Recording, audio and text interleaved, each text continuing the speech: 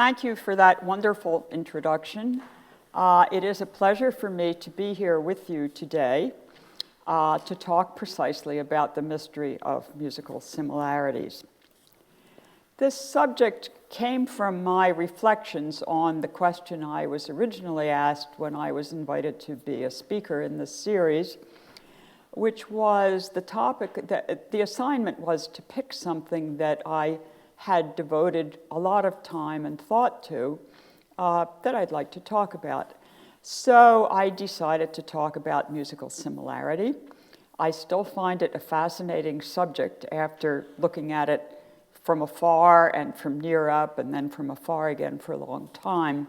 But I also find part of the intrigue lies in the fact that answers about musical similarity are so elusive. And at the same time, as we can think about that in general terms, it happens that over the last 30 or so years, the impetus to more fully understand musical similarity has been driven from several different branches of music studies at the same time. From musical information retrieval, MIR, which CIRMMT is very involved in just commercial applications, finding music you like online, which is what the providers hope you will want to know. It's been topical for decades and decades among music librarians trying to catalog manuscripts of music, some often not identified or erroneously identified, and one way to track down the realities are to run studies in music information retrieval, and somewhat in certification of authorship of new musical works, but probably not in the ways any of us would imagine. So I start on this topic from the same place I start with musical informatics, from looking at the blurry picture we have of music because of the different phenomena that represent music to different communities of people interested in this field.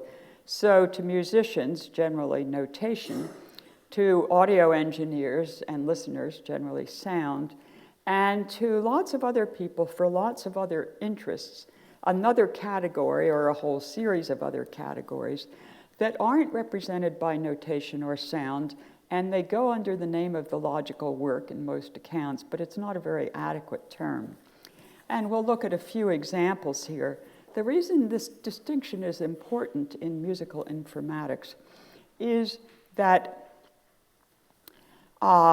in notation all by itself, there are a lot of different ways of indicating, writing a script for a piece of music that you want other people to perform.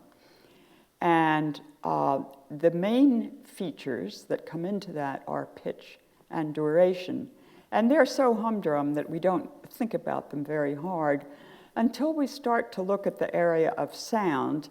And if you're one of those people hunting on the internet for a particular piece of music or music with certain properties, part of what contributes to your recognition is timbre, which musicologists don't pay much attention to usually, tempo, and dynamics, which people are very aware of but don't think about in very consistent and systematic terms very often. I wanted to have a sound example, and I chose something from Stanford's new archive of piano roll music, except that in the end I couldn't find a popular piece to slot in here. And so I decided to settle for something of which there are many iterations at the New Zealand pianola website, which is easy to find online. And just so you begin to appreciate how much extra information there may be in sound recordings that's probably not in the written score, I'll play you this short excerpt of T for Two, played in 1925 for a piano roll recording by Margaret Thompson.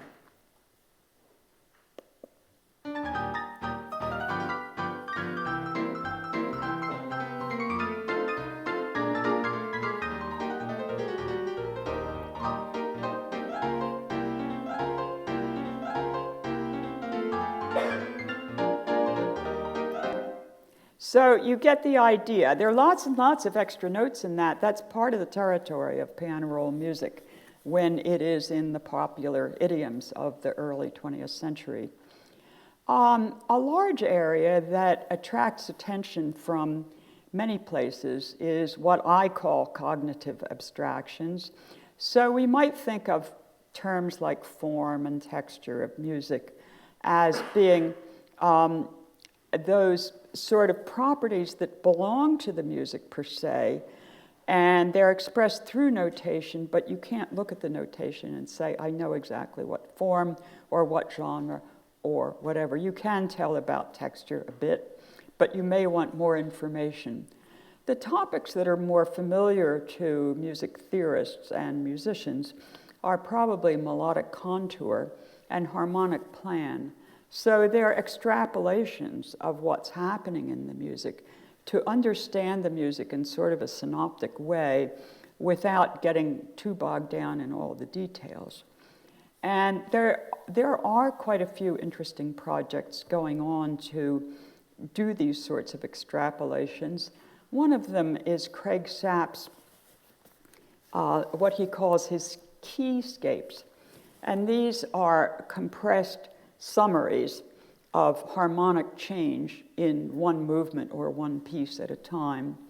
What you're seeing on this screen is just a selection of 4 samples from a set of Schubert piano variations, in fact, I think it's a posthumous work by Schubert.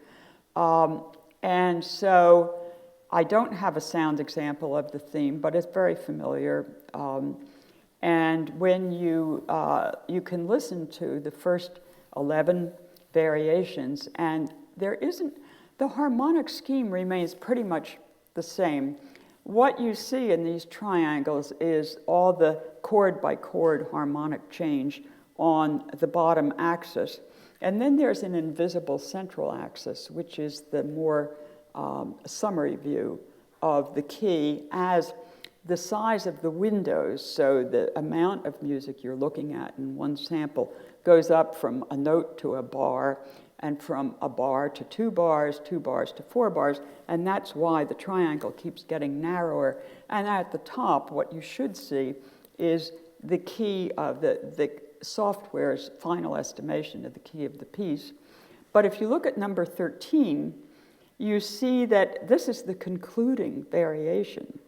And it's wandering around in something that is 1 degree removed on the circle of fifths, if that means anything to you. And it's not behaving the way it's supposed to.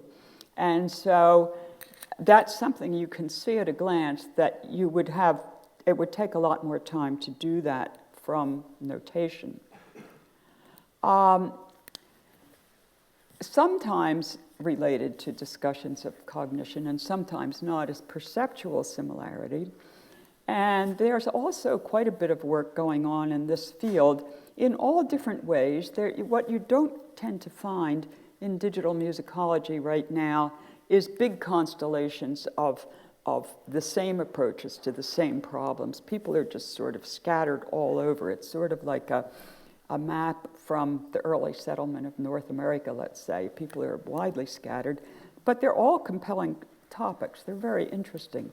So as in sound files, when people are interested in perception and similarity of perception, they may start out with tempo and timbre and dynamics, but there are lots of other things that come into this constellation.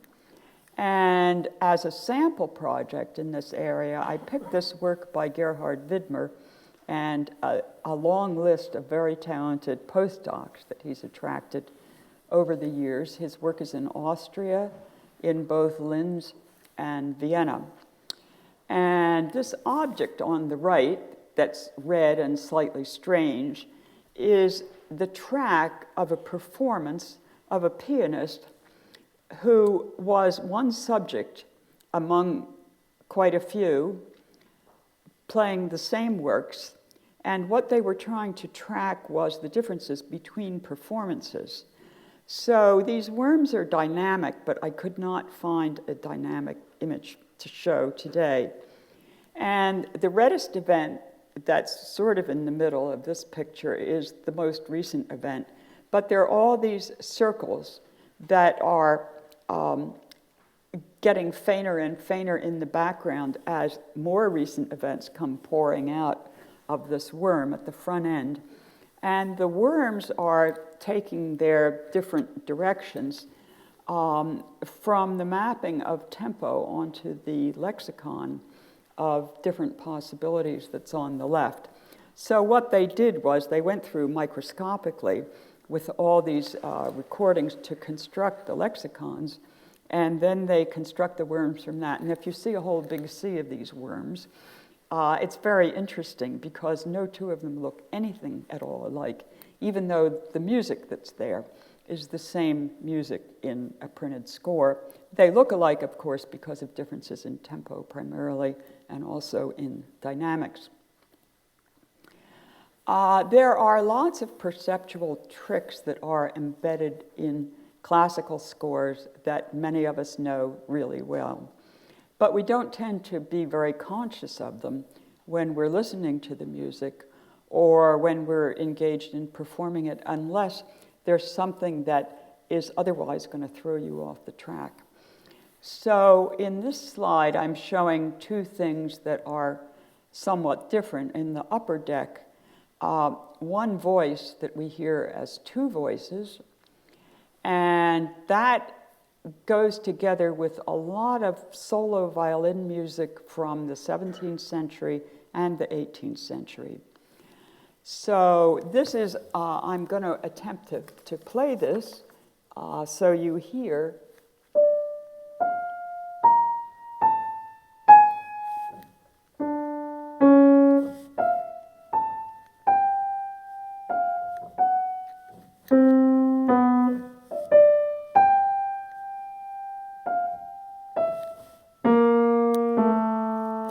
It's not, if you're playing this on the violin, your bow arm is going to be very, very busy jumping back and forth here. It doesn't sound quite as good on a piano, but people use the term compound melodies to talk about these situations, and they're very, very frequent, especially in unaccompanied or just violin and basso continuo. There are lots of examples. But the second example here is a very different situation. This is where, if you look at the score, if you're in the orchestra playing Tchaikovsky's Sixth Symphony, you may not perceive what the melody actually is. This is what the melody actually is.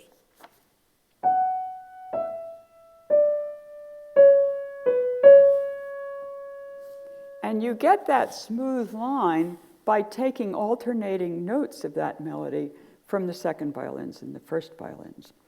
Why Tchaikovsky did this, I couldn't possibly tell you, but these are just illustrative of the fact that composers loved to play tricks like this to see whether people were really paying attention. Another thing that comes into this fuzzy category that's not notation and not sound, and it's really not cognition either, but it's amorphous and abstract and not too consistent probably from person to person, is mood and a lot of other things that get associated with that. And in that regard, some of the research that I've found most provocative over the last 15 or 20 years has been the work of Jean-Julien Aucouturier, who's at IRCAM, and François Pachet at Sony Labs in Paris. And they've collaborated on lots of projects because François has a huge stack of samples from Sony recordings of all sorts, classical, older rock, and so forth. And they've done a lot of tests with listeners who hear selected groups of samples out of which they have to pick pairs that they think are the most similar, or the things that they feel belong in the same category, purely on the basis of audition. And this is maybe not so interesting if you're comparing Bach with Bach, and trying to figure out whether something from this collection is more similar or less similar to something from another collection. But it becomes very interesting when their database includes both classical and popular examples. And people evidently are listening only to timbre, or they're listening only to mode, or they're trying to dissect the mood of the music. It's music that makes them feel the same, whatever that is. And I don't have time to show the examples, but I gave you some things that you can look up on the web if you want to. From Beethoven's Romance, Opus 50, number 2, and the Beatles' Eleanor Rigby. And you say, what on earth could possibly be the same about those? And I don't know precisely where the samples came from, so it's impossible for me to say, but I have suspicions that it falls into this general category. There's one more area of musical similarity that I've looked at a little bit because it seems to me it does have some meaning, and the more we're involved with social networks, the more likely it is that other people should be looking at this more closely. But it's also very fuzzy around the edges. So it's the sort of similarity that's conferred by a group of people or a community of people, so that it may not have a lot to do with the content that's in the music so much as social expectation that's shared by a group of people. And the example that often comes to mind when I'm in the classroom is the Hopi Indians, and a musicologist, ethnomusicologist, studied some of their ideas of musical similarity in the 1970s and discovered that to this particular Hopi tribe, he played lots of examples, and some of them were very similar to his way of thinking, but they were not at all similar to the village elders. And that was because, from their point of view, similarity consists in serving the same ritual functions from one piece to the other. And the musical pieces themselves may not have a lot to do with one another, nothing most of us would recognize as similarity. But there are other long series of transmissions in music history where people have traced particular themes and melodies over centuries, as many as 4 centuries. And you can't tell what will come out of that if you're talking about the Morris tune. That's been very well studied. And between the 16th century and the 18th century, the only continuity is in 4/4 meter and C major, and almost no notes that aren't either quarter notes or half notes or whole notes. But that did become more elaborate, what was assigned to that. The one that's more recognizable over a similar period of time is what's called by Italians the Ballo di Mantova, the dance of Mantua. And the dance goes, it's not on my panel.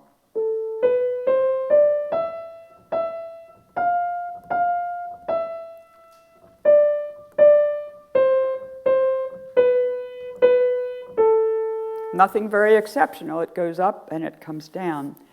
But the elaborations of that, the distribution, has also been very well studied and continues to be.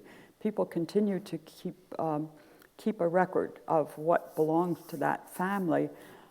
This was the work of Luigi Ferdinando Tagliavini, the famous organist in Bologna, and he died a few years ago, but his project is being maintained by his successor, Luigi Tamini. And this is from Tagliavini's collection. The obvious one is the Moldau theme from Dvorak.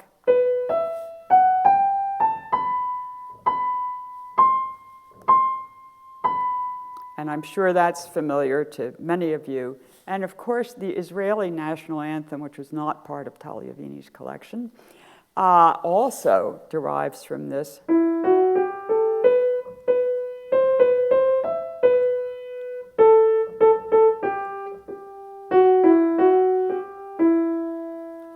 And there are about 260 other known examples of printed music from the 16th century onward that employ some version of that general theme. More in the a sense of what communities regard as their own music is what, on this slide I called it cultural distance. Things that it would never occur to me, and I imagine it wouldn't occur to most of you to think of them at the same time because they don't come from the same context. But it turns out they are musically very similar, and that came to light from a court case a few years ago in the US that was prompted by a film called The Butler. And The Butler did deal with the 1960s, and so the civil rights song, We Shall Overcome, was used extensively in one sequence. And then the company that produced the film was taken to court for not paying for synchronization rights of this copyrighted music. And they lost the case, but the argument was very interesting. The defense said that this couldn't possibly be anything under copyright because the theme was from the 18th century. And it never would have occurred to me to think of these as being similar, but I want to play you short samples. This is O Sanctissima.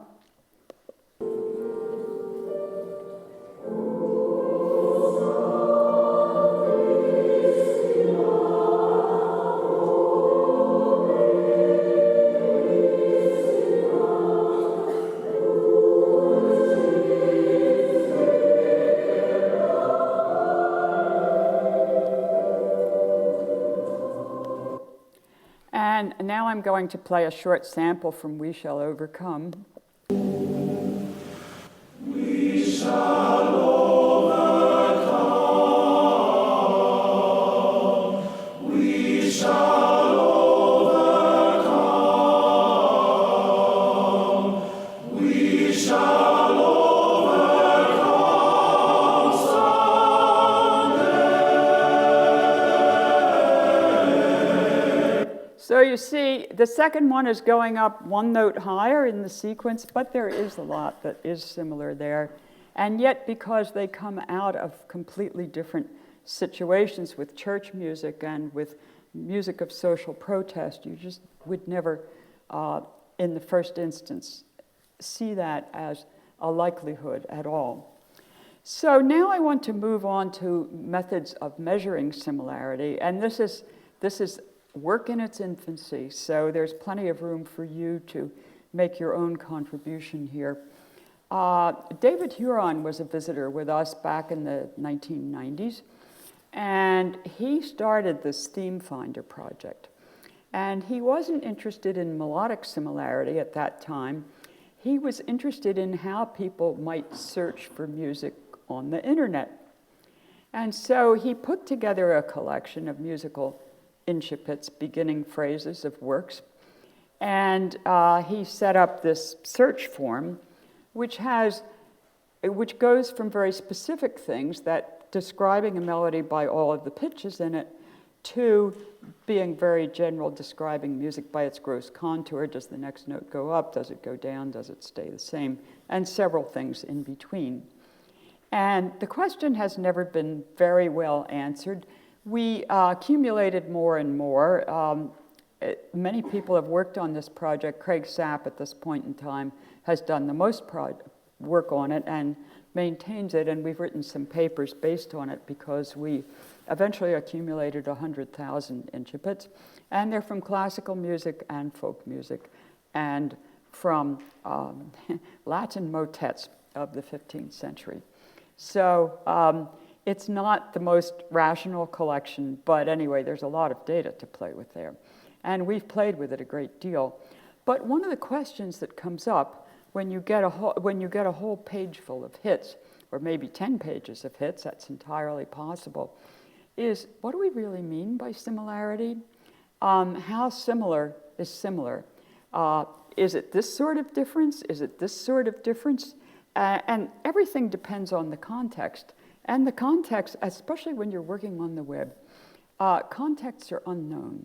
We just, really don't know who users are most of the time, and we can't imagine what they're thinking of or what they're looking for.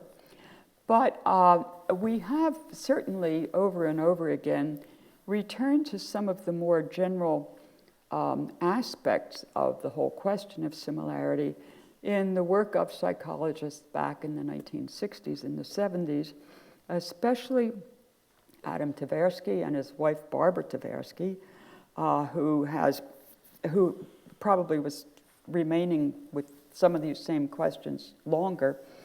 But a whole raft of other people have looked at the fuzziness of boundaries, classes, clusters, all these amorphous things that we're used to seeing in statistical output from different sorts of research, and classification systems. Because it's always easy to say what's on the outside edges, but it's very hard to say what all the gradations in between are, because there are no natural boundaries. They're certainly change, and the question is how to deal with that. There is a joke that's told quite often in our office when it comes to similarity about a farmer who had a field of potatoes that was ready to be dug up. And he sent two hands out, and they each had 3 baskets, and they were supposed to take the new potatoes and sort them so that they had large ones in one basket and medium-sized ones in another basket and small ones in a third basket. And he expected them back by a certain time, and they didn't come, and they didn't come, and he became anxious about them. So he went out to the field to see what was taking them so long. And they said, "Oh, we're very sorry, boss. We can't decide which are the medium ones." And that is the problem of similarity in a nutshell. It's all the gradations in between. People make these elaborate results sheets, and this is 84% the same as the target, this is 78%, this is 62%. But what does that mean, in tangible terms that you can actually use? We've done lots and lots of fun things with Theme Finder, mostly trying to figure our way out of this morass ourselves. And one search that's very easy to do is to take the first 6 notes of this chant, Lucis Creator Optime, and the last note in that target melody should be, C and not a B. But I'll play that for you so you know. I'll play it in the treble clef, though.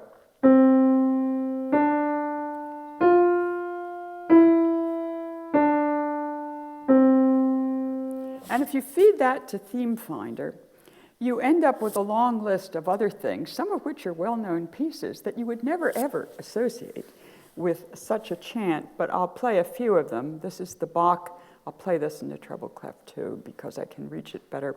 From the Bach Well-Tempered, this fugue. Sorry.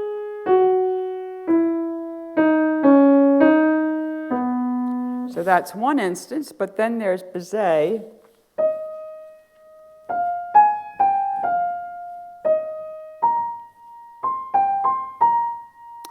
And then there's Offenbach from Saint-Saëns.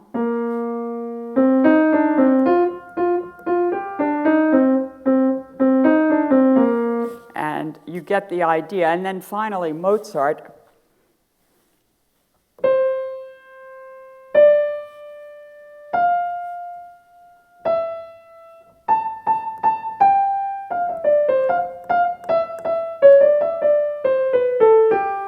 And you get, so why does this all fall apart? Why does something so simple turn out to be, you look at this and you say, what is this computer thinking? I mean, this is just not what I'm thinking, what's going on here. And the obvious problem is there's no duration. And so maybe we have to do something about duration, not to mention meter. And we're really spoiled in Western music because we have so many different, we have so many examples before us that are just binary. They're just really binary rhythmic arrangements. So you can go from, from quarter notes half notes, quarter notes, eighth notes, etc., up the scale or down the scale, and you're not very challenged. And yet, when you get, again, into especially the 19th century, the 20th century is a disaster, but the 19th century, where you begin to have written out cadenzas and music that's sort of free-flowing, more so in the first half of the 20th century, that's hard to deal with in representation system, but it's also very hard to deal with in formulating questions because things aren't so well behaved. They're not so black and white. On the right side, it's just a suggestion of how complicated things are when you look outside Western music, at African music, at Middle Eastern music, and at Far Eastern music. We encounter a lot of things that don't have that regularity of beat. And we haven't done much searching with this. There are myriad problems, but it's an area out there that deserves probably more attention than it gets, where rhythm may be the dominant thing over pitch. And there's a great deal that we still have to learn about how all that works. Then there are other examples that are much closer to hand. Bach's Art of Fugue, where the appearance and notation of these two examples from the same work is very different, but nobody has any trouble recognizing that they're basically tracing the same melody, just in one case with a great deal more elaboration. And that's generally true for myriad sets of themes and variations that we can find in the 18th and 19th centuries. And this is a very well-known Mozart example, as rendered by Stephen Malinowski's music animation machine, which is a wonderful tool for bringing to life all sorts of questions of structure and realization of melodies and repetition and so on and so forth. It uses color coding 25 different ways, I think, and you'll catch on really quickly from this example, I think.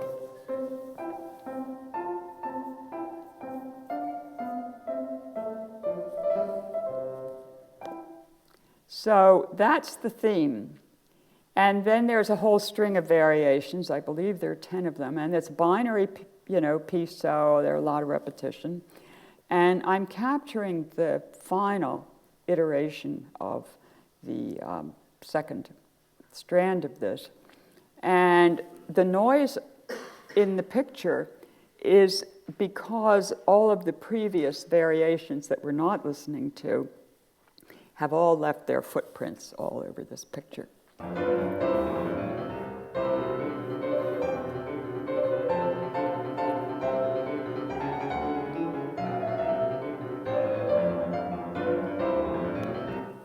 So there's no confusion. The ear knows exactly what's happening there. The eye can get very confused. Now, I want to take just a few minutes to talk about music copyright and the relevance or not of music similarity to a lot of copyright questions. I come from a very litigious country, as you've probably noticed. And I looked up last year to see, we're at the point where new copyright cases music copyright, are being submitted at the rate of about 35 a year. And in Canada, I could only find 3 music copyright cases in the last 50 years. I figured, boy, this is really an interesting difference. But some of this music is worldwide, known over the whole world. So bear with me for a few minutes. There was a landmark copyright case in the US in 1946, brought by a sort of serial plaintiff, I guess you could say. He had brought every year a different suit against some big-name composer of his time. And he would go to somebody like Irving Berlin and he'd say, look, my piece that I published last year goes up and then comes down, and look at your piece. Your piece goes up and then comes down too. You must have copied your idea from me. And judges got really tired of looking at him. And so they decided to do something about this after he sued Cole Porter in 1946. And the judge, Jerome Frank, laid down two clear requirements for future cases. And one of them was that the musical similarity must be substantial. So we're back to the problem of quantification, but at least it's something, at least it's a word to hang on to. But the other thing he said was that the similarity between the contested works must be apparent to lay listeners. So novice listeners, no experts, just, and of course we still have music experts in copyright cases. But anyway, that's what actually is in the case law. So speed ahead until 2013, and then we had a celebrated case that came up, known generally by the name of the the later piece, Blurred Lines. And this suit was brought by the estate of Marvin Gaye, who is regarded in many quarters as the father of Motown, but he died in the mid-90s. And his survivors went to court against Pharrell Williams and Robin Thicke, who brought out this Blurred Lines. Marvin Gaye didn't read music, and even the copyright submission was put in a bit late on a lead sheet in pencil, just a few bars of it, so that's what he's represented by. But if you look at Pharrell Williams and Robin Thicke, they filed 13 different versions of the work, and for this instrumentation and in that key, and by the way, here's the video. And on the video, they say very clearly, it is our intention to evoke the era of Marvin Gaye by imitating his musical style. Okay, that seems pretty easy to understand. But where things went from there, well, this case exposed a whole lot of changes in our culture, changes in thinking, changes in the materials that are filed to demonstrate what the identity of a musical work is. And whereas in 1946, it would have been a judge, and he would have been looking at printed music, and he would, if he knew anything about music, which you can't assume in US copyright, have something, want some input on melody, harmony, and rhythm. But now we live in the age of recorded music, and that has had big implications for copyright. So now discussions tend to be about timbre, tempo, dynamics, and other aspects of sound that may be hard to quantify, not quantify, but to treat systematically. And this is just a brief tour of recording technologies of the last 100 years. Things have changed often, and they have really changed a lot. And so this chart from the RIAA is quite interesting, though. They represent the marketing arm of the Hollywood recording artist. And the big dark blue splotch there is from CDs. So you can see that CDs really peaked a while ago, and now they're coming down, and there's been a whole slew of other things. CDs were something in a crystallized format, but now things are much more amorphous. And I looked through a lot of this music litigation to see what people were actually filing before, originally, and then when they sued, what were they basing their judgments on? Because it seems to me that notation and sound are distinctly different. But you can see that this is a very confused chart right now because there were a lot of submissions of recordings, but now it's a zoo. It's video with music embedded, and it's MIDI files, and it's all sorts of things, and it's a total wreck. So what came out of the Blurred Lines case that's so problematical and why it's still being discussed vigorously is that the judge, it was actually a triumvirate. It was 3 judges, and there was an important dissenting opinion, but it didn't carry the day. So 2 judges said that it was a violation of copyright to imitate the musical style of somebody else. So where does that lead us? Now we have to be able to define musical style, similarity of musical style, when we can't really fully define music itself or similarity itself or musical similarity, but now we have to define similarity of musical style. So stay tuned about this.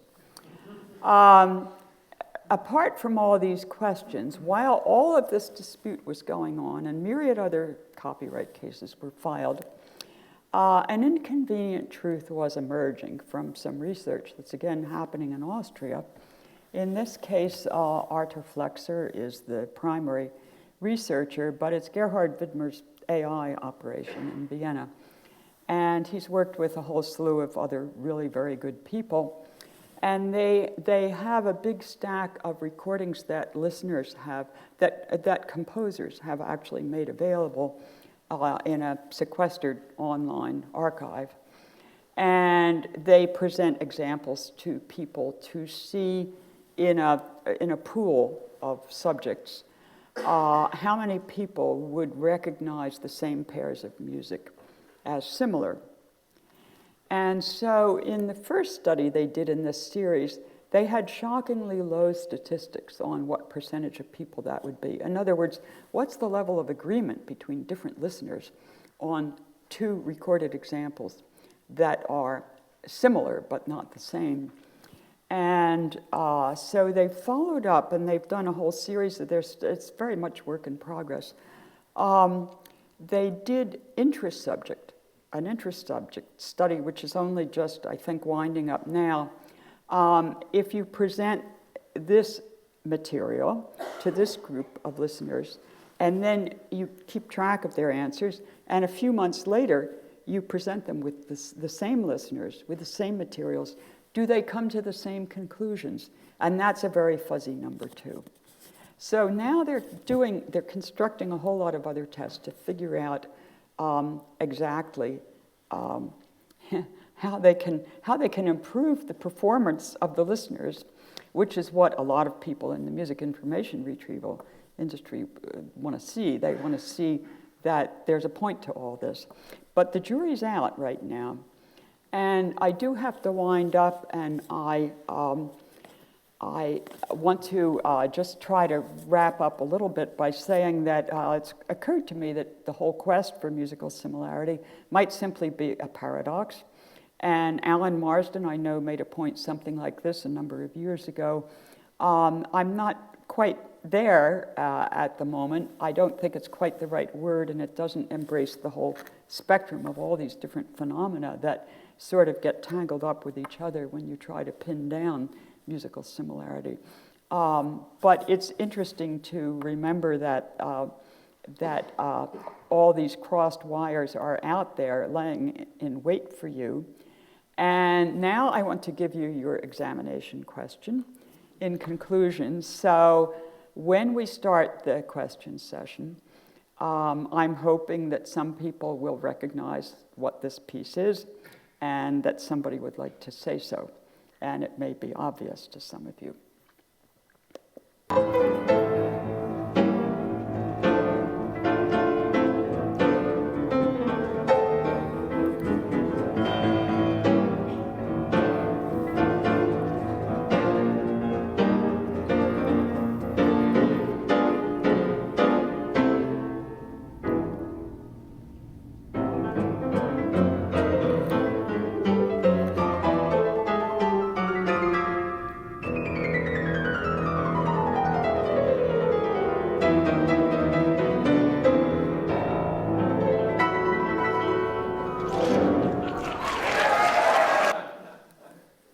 So I would really like to express my thanks to the staff of CIRMMT and all the people who have helped to make this talk possible. Whoops, they were supposed to come up in French too. Where did that go? Sorry. Anyway, my thanks to all of you for your attention.